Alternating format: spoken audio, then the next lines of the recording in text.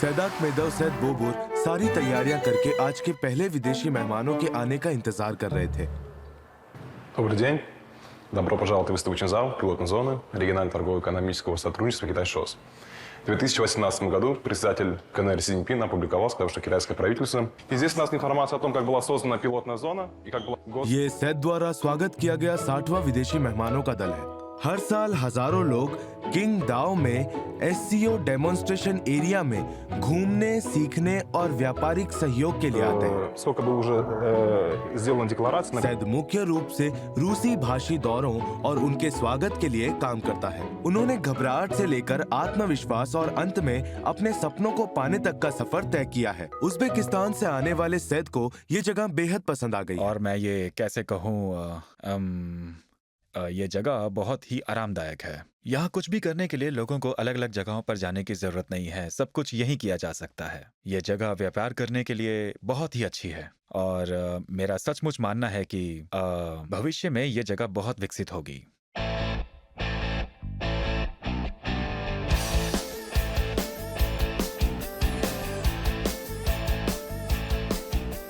SCO demonstration zone Shanghai सहयोग संगठन का एक स्थानीय आर्थिक और व्यापारिक सहयोग प्रदर्शनी क्षेत्र है जो जियाओजो किंगडाओ शोडोंग प्रांत में स्थित है। ये बहुपक्षीय सहयोग के माध्यम से क्षेत्रीय आर्थिक विकास और व्यापार को बढ़ावा देता है। 2018 में अपनी स्थापना के बाद से इसने 20,000 से भी अधिक कंपनियों को आकर्षित किया है, जिसमें एससीओ देशों की घरेलू और विदेशी दोनों तरह की कंपनियां भी शामिल हैं। ये काफी अच्छा है।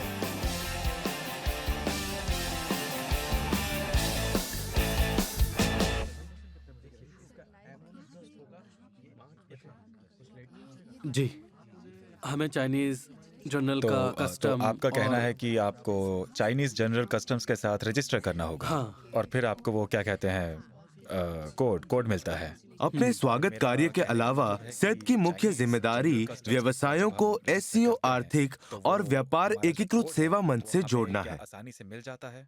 परामर्श सेवाएं देने के साथ साथ सैद आपूर्ति और मांग, वित्त, लॉजिस्टिक चीजों को रखना और व्यापार के अन्य पहलुओं की भी देखरेख करते हैं। ये काम देखने में भले ही जटिल और थकाऊ लगे, लेकिन सैद इसे बेहद पसंद करते हैं। चाइनीज कंपनीज को रशिया या उज़्बेकिस्तान से पार्टनर्स ढूंढने होते हैं क्योंकि उन्हें पार्टनर्स की वजह से मदद मिलती है। उदाहरण के लिए मेरे देश के भी कुछ लोग हैं जो कि व्यापारी हैं, उन्हें भी चाइना से उत्पाद खोजने के लिए मेरी मदद की जरूरत पड़ती है। मैं उनके लिए फैक्ट्रीज और बिजनेस पार्टनर्स ढूंढने में मदद करता हूँ।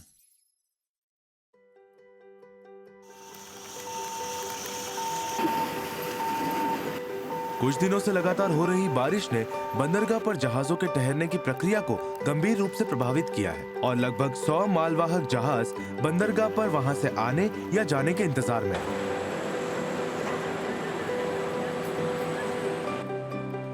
सैद द्वारा एक कंपनी के लिए आयात किए गए सामान को बारिश की वजह से बंदरगाह पर उतारा नहीं जा सका, जिससे माल के भीगने और सड़ने के खतरे से सैद बेहद परेशान हो गए थे। यहाँ बारिश भी हो रही है तो अनलोडिंग में कोई दिक्कत तो नहीं होगी ना? देखिए सर, इस बॉक्स को देखिए, ये यहाँ पर 82वें स्थान को ठीक देखिए। है। इस जहाज को लगभग 9 बजे उतारा जाना चाहिए। आप 1-2 ट्रक से संपर्क करके आप इसे जल्दी खिंचवा सकते हैं। अच्छा ठीक है। तो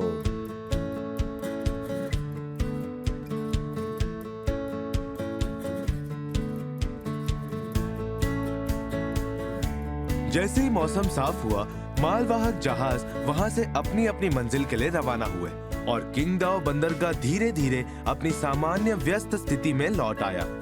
यहाँ हर साल 3 करोड़ से अधिक कंटेनरों की लोडिंग अनलोडिंग होती है, जो करीब करीब 1.2 सेकंड में एक कंटेनर के बराबर है। एक रात इंतजार करने के बाद जिंगडोंग का माल सुरक्षित रूप से गोदी पर पहुंच गया। बिना आराम किए सैद तुरंत अगली जगह के लिए निकल पड़े।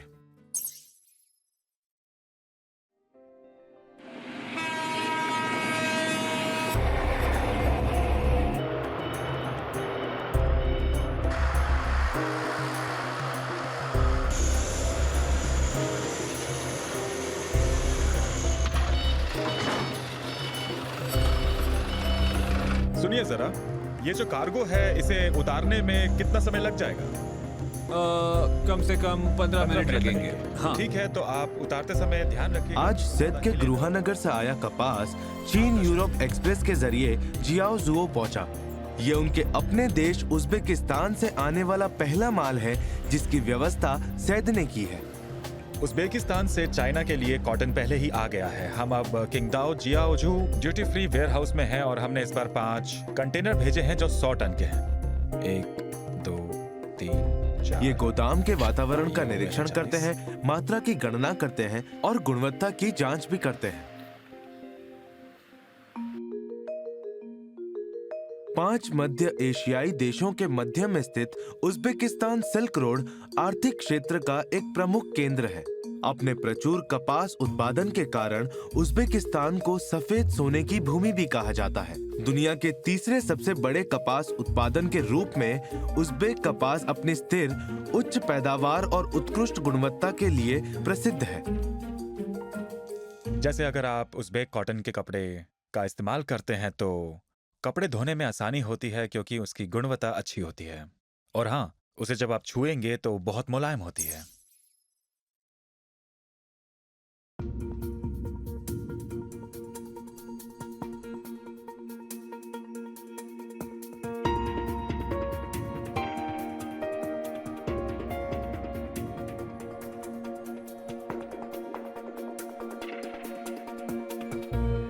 क्योंकि मैंने सीखा है उज्बेक कपास की गुणवत्ता मूल रूप से लंबे रेशे वाली कपास और महीन रेशे वाली कपास की श्रेणी में आती है। इससे आप इस तरह का उच्च बुनाई वाला धागा बना सकते हैं। ये धागा बहुत ही बारीक होता है। ये हमारे अंडरवेयर के लिए काफी अच्छा रहता है। बहुत मुलायम और आरामदायक रहता है। इसका एक और भी फायदा है, इसमें गुच्छे नहीं बनते या रुई नहीं निकलती। आपके प्रोडक्शन अच्छा निकलता ग्राहक है। किन देशों से हैं? मुझे लगता है शायद भारत या पाकिस्तान से होंगे। सही कहा ना? हम प्रति माह 300 टन से ज्यादा का भुगतान करते हैं। हमारे ग्राहक अभी निर्यात में लगे हुए हैं। इसका कुछ हिस्सा घरेलू बिक्री में है। विशेष रूप से हमारी कपास घरेलू अच्छा। बिक्री प्रथम श्रेणी का ब्रांड है। बच्चों के कपड़े बनाने के लिए ये अधिक लोकप्रिय है। समझ गया। आप ये देख सकते हैं, ये सुई और एक धागा है। हम इसे इस तरह ऊपर नीचे चलाते हैं समझा। और एक के बाद एक घेरा जोड़ा जाता है इस तरह से। देखा? चीन दुनिया का सबसे बड़ा वस्त्र रेशा प्रसंस्करण देश है, जिसका रेशा प्रसंस्करण उत्पादन 6 करोड़ टन से भी अधिक पर स्थिर है और ये वैश्विक कुल उत्पादन का 50 से भी ज्यादा का हिस्सा है।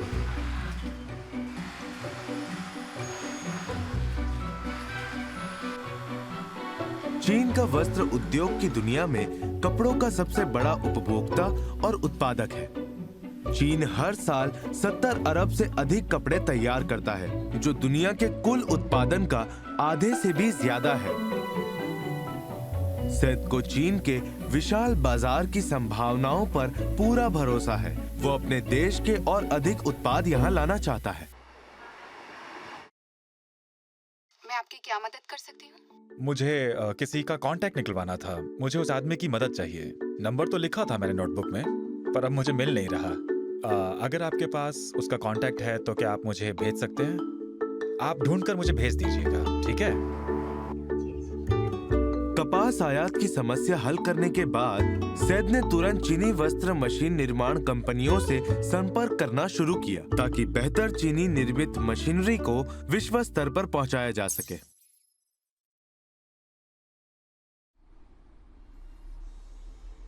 क्या आप मुझे अपने उत्पादों के फायदे बता सकते हैं? हमारे उत्पादन के कई फायदे हैं, जैसे कि मशीनें ऊर्जा कुशल हैं और ये पर्यावरण के लिए भी अच्छी हैं। ये उच्च गुणवत्ता वाले कपड़े भी बनाती हैं। समझ गया। तो ये किससे बना हुआ है? ये एक पारदर्शी फ्रेम है। ये मशीन के चलने का रास्ता है। चीन के विदेशी विकसित एयरजेट करघे कम कीमत और उच्च गुणवत्ता के साथ आते हैं और पारंपरिक वाटर जेट करघों की तुलना में अधिक ऊर्जा कुशल और पर्यावरण के अनुकूल होते हैं। अच्छी मशीनें व्यापार में काफी मददगार होती हैं, विशेष रूप से पानी की कमी वाले भूआवेष्टित देशों में। सेद को उम्मीद है कि SCO सेवा मंच के माध्यम से उज्बेकिस्तान में अधिक स्मार्ट मशीनरी आसानी से लाई जा सकेंगी। जिससे उज़्बेकिस्तान को कपास उद्योग में और मजबूती मिलेगी और परस्पर लाभकारी विन विन सहयोग हासिल किया जा सकेगा।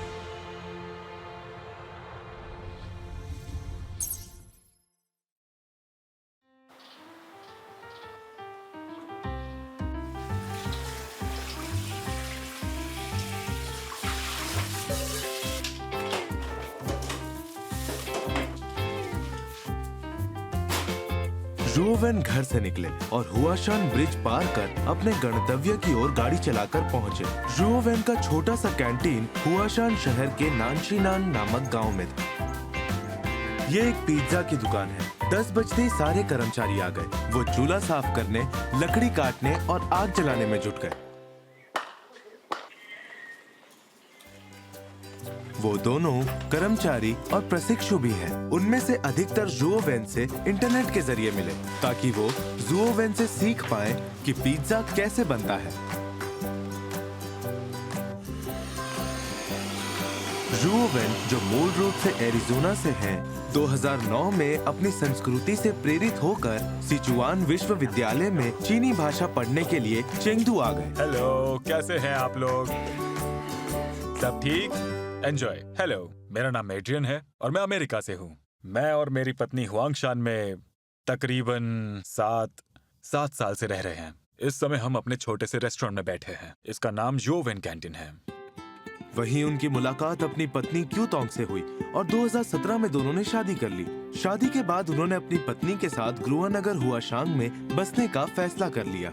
हुआशांग, जो अपनी खूबसूरत प्राकृतिक दृश्यों के लिए मशहूर है, वो यकीनन एक नायाब जगह है। और तो और हुइजोउ संस्कृति की जन्मस्थली भी है। हुआंगशान पहुंचने पर खान पान और हुइजोउ संस्कृति के प्रति अपने प्रेम से प्रेरित होकर जुओवेन ने हुइजोउ व्यंजनों पर शोध करना और छोटे छोटे कुकिंग वीडियो बनाना शुरू किया। उन्होंने हुइजोउ व्यंजनों में पश्चिमी तकनीकों को शामिल करने के प्रयोग किए। हुइजोउ की मशहूर डिश स्टिंकी मैंडरिन फिश, जो कि पिज्जा के साथ मिलाकर खाई जाती है, उसे लोगों ने खूब पसंद किया। इसीलिए एक नई डिश बनी स्टिंकी मैंडरिन मछली पिज्जा। जब से वीडियो इंटरनेट पर डाला गया, तब से इस डिश ने लोगों का ध्यान अपनी तरफ आकर्षित किया। गुइझोउ में कई साल घूमने के बाद और यहाँ के व्यंजनों के बारे में सीखने के बाद ऐसा लग रहा था कि मेरे लिए अगला कदम साफ था कि मुझे इन दो संस्कृतियों को मिलाना शुरू करना था। मेरे लिए पिज्जा एक, कह सकते हैं, एक पैलेट है। ये एक खाली कागज की तरह है ना? आप इसमें अपने मन पसंदीदा जो भी रंग हैं वो भर सकते हैं और ये एक सुंदर कलाकृति बन जाती है। कई लोग जानते हैं कि एक विदेशी दामाद हुआंगशान आया है। वो गांव में पिज्जा बनाता है और वो भी बदबूदार मैंडरिन मछली वाला पिज्जा। क्या आप उसके साथ पिछली बार नहीं आए थे? मैंने आपका वीडियो देखा था। हर दिन दोपहर 1 बजे से लेकर 11:30 बजे तक ये छोटा सा कैंटीन चहल पहल से भर जाता है। मिलकर अच्छा लगा। यहाँ बैठिए। हाँ, यहाँ बैठते हैं। अरे यहाँ पिज्जा चखने आने वाले ज्यादातर ग्राहक प्रशंसक होते हैं, जो दूसरे इलाकों में खास यहाँ पहुँचते हैं। छुट्टियों में नानशीनान गांव में और भी ज्यादा सैलानी आते हैं और यही वो समय है जहाँ हमारे जुओवेन सबसे ज्यादा व्यस्त होते हैं।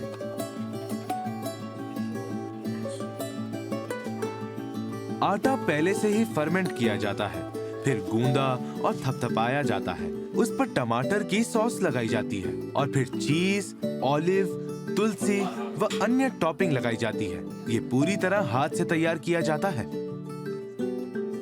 फलदार लकड़ी के जलाए गए और 400 डिग्री तापमान तक गर्म किए गए ओवन में पिज्जा सिर्फ 1 मिनट में तैयार हो जाता है। ताजा बेक हुआ पिज्जा मुलायम और बहुत ही ज्यादा कुरकुरा होता है, जिसमें गेहूं की मजेदार खुशबू भी होती है। बेसिल भी खानी जरूरी होती है, उसे निकाल कर इस तरह फेंकते नहीं है। एंजॉय।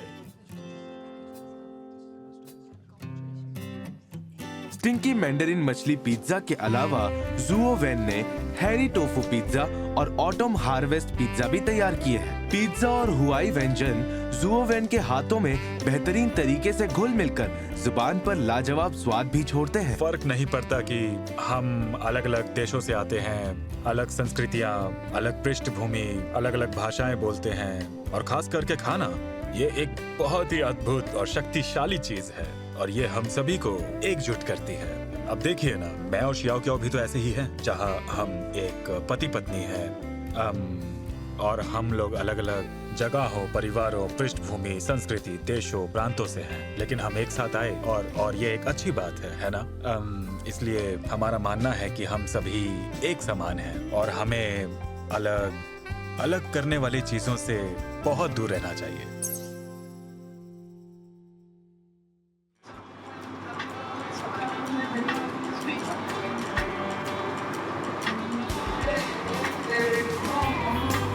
हम लोग वुफेंग युआन फार्म जा रहे हैं।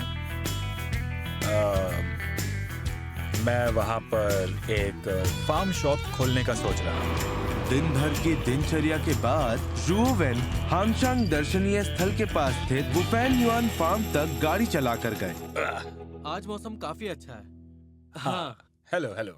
क्या यहाँ मई दिवस पर कोई अनुसंधान हो रहा है या व्यक्तिगत पर्यटक आते हैं? आते तो हैं। अच्छा।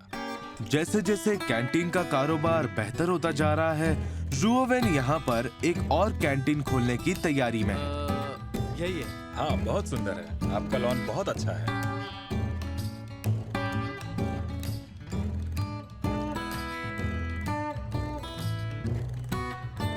यहाँ से ताजा हवा भी आती होगी, है ना? इस तरफ से खिड़कियां तो नहीं लगाने वाले ना?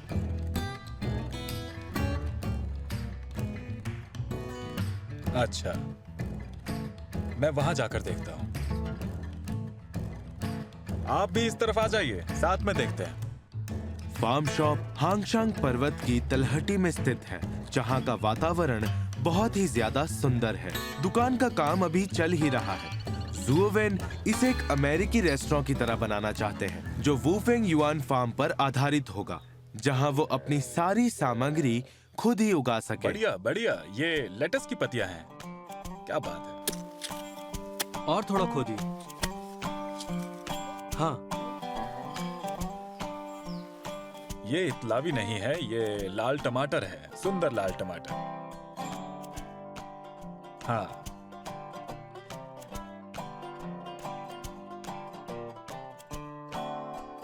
बहुत स्वाद। हाँ, खेतों से सीधा प्लेटों पर। सामग्री सीधे खेतों से लाई जाती है, जिससे बिचौलियों की आवश्यकता खत्म हो जाती है और मौसमी ताजी सब्जियों का उपयोग सीधे जमीन से तोड़कर खाने में किया जाता है। इससे सामग्री का असली स्वाद बरकरार रहता है।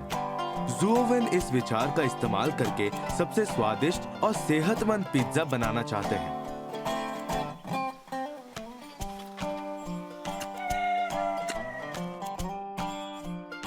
जुओवेन और यूतोंग के लिए फार्म स्टोर सिर्फ एक और शाखा नहीं, बल्कि उनका आदर्श जीवन शैली भी है। अच्छे से भर दो। बस और 50 साल की जिंदगी, इतनी काफी है ना? तब मैं 90 साल का हो जाऊंगा।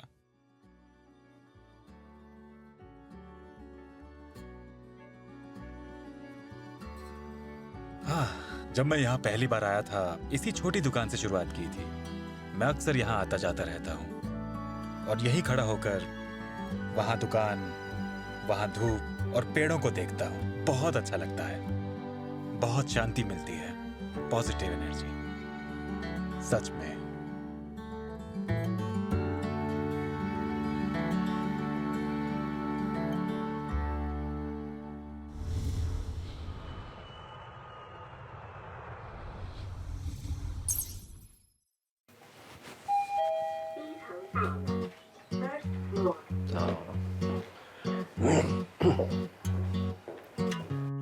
Good morning.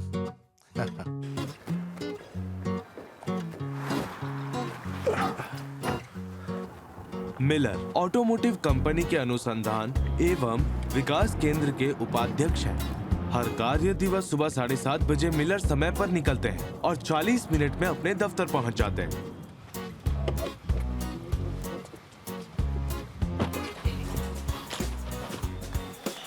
तभी से इनका व्यस्त दिन आधिकारिक रूप से शुरू होता है। मॉर्निंग। 8:10 पर दफ्तर पहुंचते ही ये अपने वस्त्र पहन लेते हैं। Morning morning morning. Good morning. तो मीटिंग के लिए सब आ गए हैं? चलिए कुछ काम की बातों के साथ शुरुआत करते हैं। इससे वाहन के हिस्से का परीक्षण आसान हो जाता है। इन कुछ तस्वीरों में परीक्षण वाहनों और अन्य वाहन संबंधित लागतों के बारे में अपने बैकअप पेजों को देखिए, जिसमें विस्तार से सूची दी गई है। ये जो आप जो भी बता रही हैं वो लिस्टेड है या नहीं? सुबह 9:10 पर दिन की पहली बैठक शुरू होती है। हम दूसरों के साथ भी तालमेल में काम करते हैं, इसीलिए कोई फंक्शन पहचान नहीं करता है। तो फिर शायद मिलर मूल रूप से जर्मनी से है। पिछले 6 वर्षों से चीन में एक ऑटोमोबाइल कंपनी के अनुसंधान एवं विकास केंद्र में उपाध्यक्ष के रूप में काम कर रहे हैं। मसला कैसे सुलझाएं? उसी की तो बड़ी प्रॉब्लम है। मेरा नाम पैट्रिक मिलर है। मिलर चीन में। ये मेरा चीनी नाम है। मुझे लगता है कि बहुत से लोग मुझे इस नाम से जानते हैं। अगर मुझे सही से याद है कि मैं पहली बार चाइना 2008 में आया था और फिर पहली बार शेनयांग 2014 में आया था और मैं इस पोजीशन पर हूँ 2018 से। शेनयांग चीन का उन्नत विनिर्माण केंद्र है जो दुनिया भर के निर्माताओं का घर है। मिलर की कंपनी में 30,000 से अधिक कर्मचारी काम करते हैं और तो और जो उनके उत्पाद हैं वो विश्व भर में वितरित भी किए जाते हैं। उपाध्यक्ष के रूप में मिलर पर जिम्मेदारियां बहुत सारी हैं। सुबह 10 बजे बैठक समाप्त होती है। मिलर अपने अगले कार्य के लिए जल्दी से रवाना हो गए। आज उनका एक टेलीविजन स्टेशन पर इंटरव्यू होने वाला था। Hello, good morning. हेलो। मुझे अपने पुराने दोस्त को वापस देखकर बहुत ज्यादा खुशी हो रही है। मिलर की कंपनी एक भूतापीय विद्युत उत्पादन परियोजना को बढ़ावा दे रही है और इस स्वच्छ ऊर्जा के प्रचार के लिए उन्हें अधिक मीडिया समर्थन की आवश्यकता है। मिलेंगे। बिल्कुल।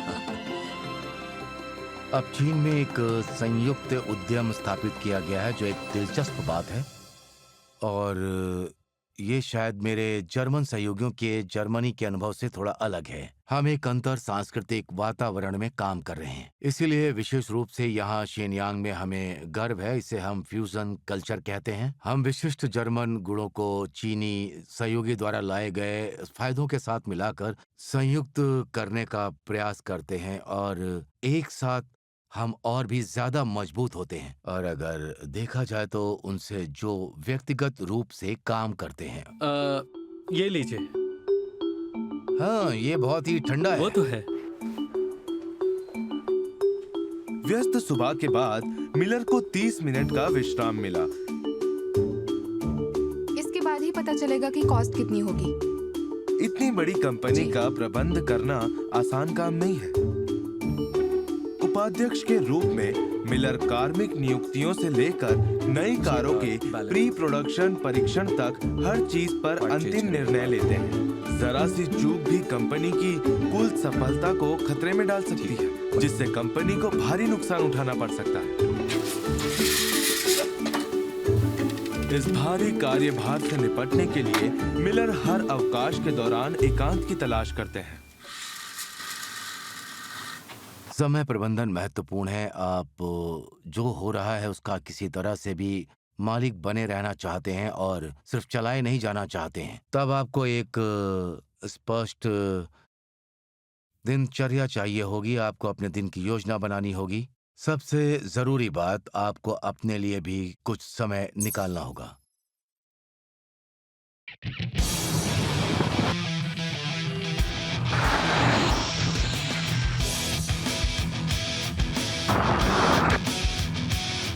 दोपहर के 3 बजे मिलर के इंजीनियर नई प्रोडक्शन कार का परीक्षण कर रहे हैं।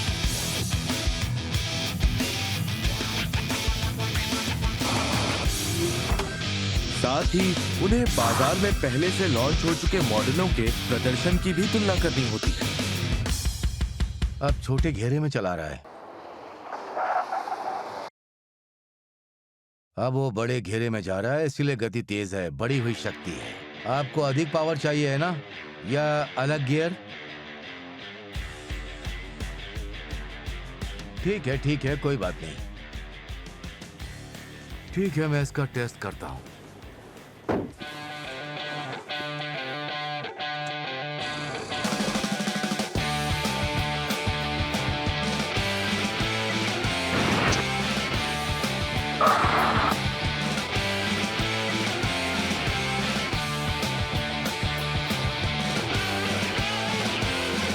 हमें ये सुनिश्चित करने के लिए उन कारों का परीक्षण करना होगा कि उसके सभी पहलू वैसे ही हैं जैसे उन्हें होना चाहिए, जैसी हमारी अपेक्षा है। और हर कार में अपनी अलग अलग विशेषताएं होती हैं। ग्राहकों की जरूरतों को पूरा करना चाहते हैं हम, ताकि ग्राहकों को लगे कि वो परफेक्ट हैं। इसलिए हम शेनयांग में ध्यान देते हैं।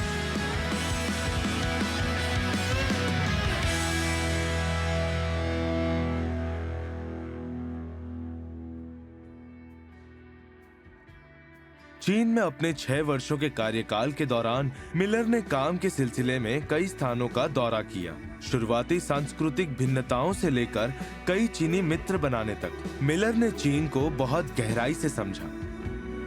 हम एक दूसरे के साथ विचारों का आदान प्रदान करते हैं, और अगर आपको यात्रा करने का अवसर मिले तो जाकर किसी दूसरे व्यक्ति से मिलें। जर्मनी में रहते समय बहुत चीनी मत बनिए, सामान्य आधार खोजने की कोशिश करिए। यहीं से कई मित्रताएं शुरू होती हैं। ये गहरी समझ की भी शुरुआत है। मुझे लगता है कि ये अंततः कुछ बड़े सवालों का समाधान भी होगा जो इस समय दुनिया में हमारे सामने है। अब दिख रहा है? हाँ। क्या बात है, बहुत बढ़िया। Hello hello. हाय। मैं बात कर रहा हूँ ना, बात करो। शाम 8 बच्चे। बजे दिन भर का काम खत्म करने के बाद मिलर और उनकी पत्नी ने अपने दूर के रिश्तेदारों के साथ एक प्यारी वीडियो कॉल का आनंद लिया। Okay bye. कई दिनों की भागदौड़ के बाद मिलर ने सप्ताह के अंत में शेनयांग की सर्दियों का आनंद लेने का फैसला किया।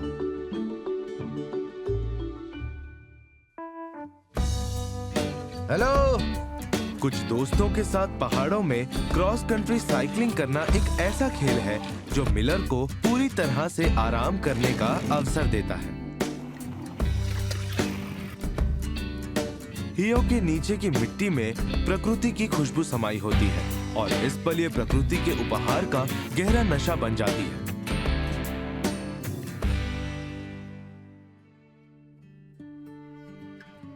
मैं आपको शहर के सेंटर में स्थित पुराने शहर में ले जा सकता हूँ। किंग दाओ के समुद्र तट पर सैद हाल ही में आए विदेशी ग्राहकों के साथ आराम से टहल रहे थे।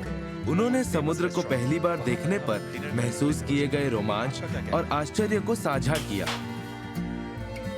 शाम को जुओ वेन ने दिन का आखिरी पिज्जा बेक किया और नैन्शिनान की रात का आनंद लेने के लिए कुछ समय निकाला।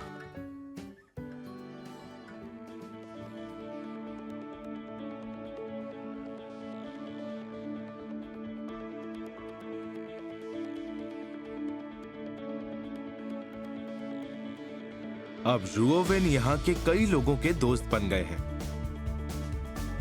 सभी कहते हैं यह अमेरिकी आदमी चीन में जड़ें जमा चुका है और हांगशान का नया ग्रामीण बन गया है। ये सब चीन में रह रहे हैं और साथ ही साथ अपनी जिंदगी में संघर्ष कर रहे हैं।